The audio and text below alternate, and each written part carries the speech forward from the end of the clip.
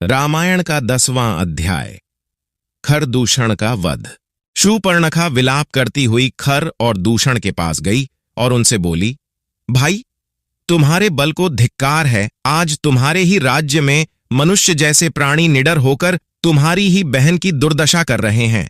उसका अपमान सुनकर खर और दूषण क्रोध से पागल हो गए और बोले, किस दुष्ट ने तुम्हारी यह दशा की है? मैं उसे यमराज के घर भेजकर तुम्हारे अपमान का बदला लूंगा। वह देव, दानव, राक्षस, यक्ष, मनुष्य कोई भी हो, मैं अपनी तलवार से काटकर उसके टुकड़े टुकड़े कर दूंगा। शूर्पणखा ने कहा, अयोध्यापति दशरथ का पुत्र राम अपने भाई लक्ष्मण और पत्नी सीता के साथ वन में रह रहा है। उसने पृथ्वी को राक्षसों से विहीन करने की प्रतिज्ञा कर रखी है। उसके भाई लक्ष्मण ने मेरी यह दुर्दशा की है। तुम उन दोनों भाइयों को तत्काल मार डालो। शूर्पणखा की बात सुनकर वे बहुत क्रोधित हुए। वे तत्काल युद्ध के लिए चल पड़े। उनके साथ 14,000 राक्षसों की विशाल सेना थी।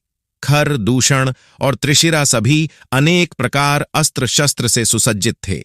राक्षसों का कोलाहल सुन श्री राम ने लक्ष्मण से कहा, लक्ष्मण, निश्चय ही राक्षसों की विशाल सेना आ रही है।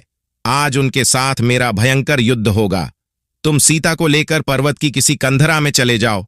आज मैं इन सभी राक्षसों का एक साथ वध करना चाहता हूं। श्री लक्ष्मण जी सीता जी को लेकर एक गुफा में चले गए। फिर श्री रामचंद्र जी धनुष तथा 2 अक्षय बाण वाले तरकश बांधकर युद्ध के लिए तैयार हो गए। उसी समय राक्षसों की सेना उनके ऊपर नाना प्रकार के अस्त्र शस्त्रों की वर्षा करने लगी। श्री राम ने उनके अस्त्र शस्त्रों को काट डाला। फिर सहस्त्रों बाणों से उन सभी राक्षसों को मारकर खर, दूषण व त्रिशिरा का भी वध कर दिया। श्री लक्ष्मण जी सीता जी के साथ गुफा से बाहर आए। आधे पहर में ही सभी राक्षसों को मरा देखकर वे चकित हो गए।